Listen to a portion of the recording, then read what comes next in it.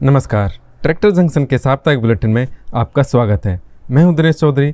आइए नज़र डालते हैं इस सप्ताह की प्रमुख खबरों पर। सबसे पहले बात करते हैं हरियाणा सरकार की कुछ योजनाओं की। हरियाणा सरकार ने किसानों के उत्थान के लिए कुछ योजनाएं शुरू की हैं। इन पर हर साल 75 लाख रुपये खर्च किए जाएंगे। कुछ योजनाओं में किसानों को सम्मानित भी किया जाएगा।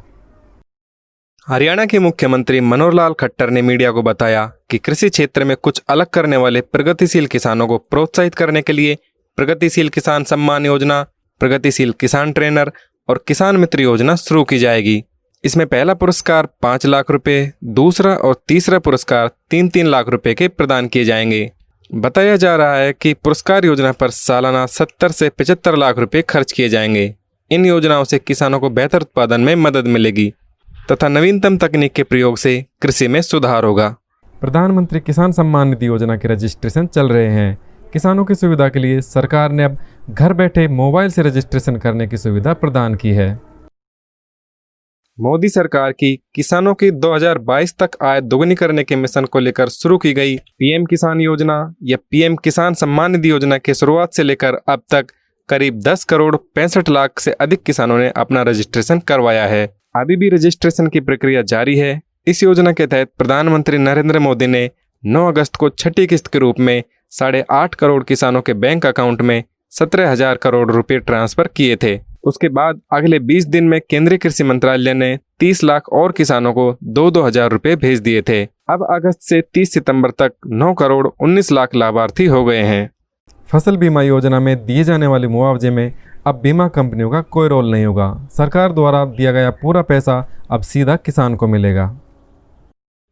किसान को अपनी फसल की सुरक्षा के लिए सरकार की ओर से बीमा कंपनियों के माध्यम से फसलों का बीमा कराने की सुविधा प्रदान की गई है, जिससे प्राकृतिक आपदा से फसल को होने वाले नुकसान की भरपाई की जा सके। लेकिन बीमा कंपनियां अपने फायदों को देखते हुए किसानों को बीमा का पूरा लाभ देने में असफल साबित हो रही हैं। फसल बीमा योजना शुरुआत से ही सवालों के घेरे में रही है। अब तो कई राज्य सरकारों ने यह मान लिया है कि फसल बीमा योजना के तहत फसलों का बीमा कराने वाले किसानों को पूरा मुआवजा नहीं मिल पा रहा है। इसके चलते कई राज्यों ने पहले ही फसल बीमा कंपनियों को अपने से अलग कर लिया है। अब राज्य सरकारें स्वयं किसान को फसल नुकसान का मुआवजा देना चाहती हैं। छत्तीसगढ़ सरकार की गोधन न्याय योजना की 5वीं किस्त के तहत 88,000 से ज़्यादा गौपालकों के खाते में 8.56 करोड़ रुपए की राशि पहुंचाई गई है।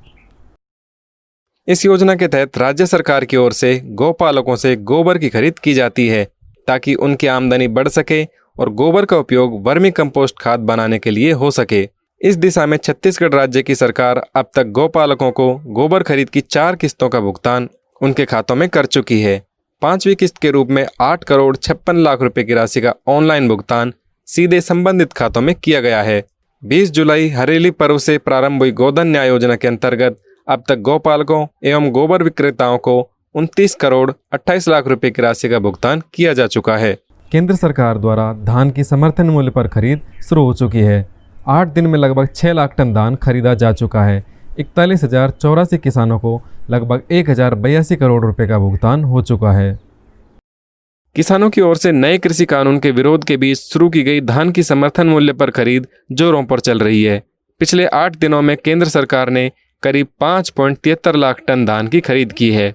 इससे किसानों के जेब में करीब 1,082.46 करोड़ रुपए पहुंचे हैं। सरकार की ओर से जारी आंकड़ों के अनुसार अब तक केंद्र सरकार की ओर से 6 लाख टन धान की खरीद की जा चुकी है।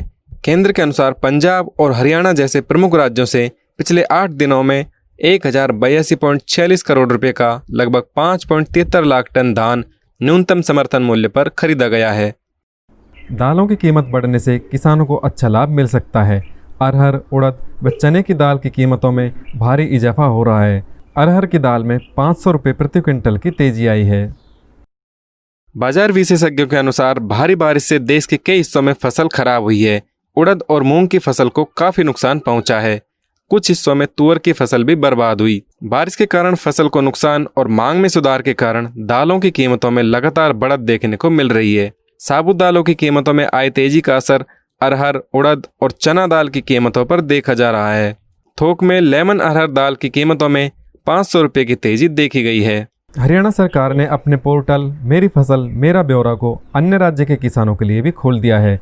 जिससे अब बाहर के किसान भी हरियाणा में अपनी फसल समर्थन मूल्य पर बेच सकेंगे। हरियाणा में इस समय धान और कपास की समर्थन मूल्य पर खरीद चल रही है। इसमें उन किसानों की फसल को ही खरीदा जा रहा है जिन्होंने मेरी फसल मेरा ब्यौरा पोर्टल पर अपना पंजीकरण करवा रखा है। हरियाणा सरकार ने राज्य के किसानों के लिए मेरी फसल मेरा ब्यौरा पोर्टल पर रजिस्ट्रेशन करना जरूरी कर दिया है। इसके बाद ही किसान यहाँ की मंडियों में फसल बेच सकते हैं। यही व्यवस्था हरियाणा में बाहर के किसानों के लिए की गई है। उन्हें भी अपनी फसल बेचने के लिए इस पोर्टल पर अपना पंजीकरण करना होगा। उसके बाद ही वे यहाँ की मंडियों में अपनी उपज बेच पाएंगे। उत्तर प्रदेश में आलू बीज उत्पादन कार्यक्रम चलाया जा रहा है। सरकार आलू बीज उत्पादन को प्रोत्साहन दे रही है, जिसके तहत 25,000 रुपये प्रति हेक्टेयर के हिसाब से अनुदान दिया जाएगा। किसानों को राज्य सरकार की ओर से आलू उत्पादन को प्रोत्साहित करने के उद्देश्य से बीज उत्पादन के लिए गुणवत्तापूर्ण बीज उपलब्ध कराए जाएंगे, ताकि किसान अगले सीजन के लिए आलू के बीज तैयार कर सकें। उत्तर प्रदेश राज्य बीज प्रमाणीकरण संस्था से पंजीकरण के उपरांत आलू बीज उत्पादन की टैगिंग कराने पर किसानों को 25,000 रुपये प्रति हेक्टेयर की दर से अनुदान देने की व्यवस्था भी राज्य सरकार द्वारा की गई है। किसान भाइयों, ये थी सप्ताह की प्रमुख खबरें। इनकी पूरी जानकारी आप हमारे मोबाइल ऐप और वेबसाइट पर देख सकते हैं। दोनों के लिंक दिए गए हैं।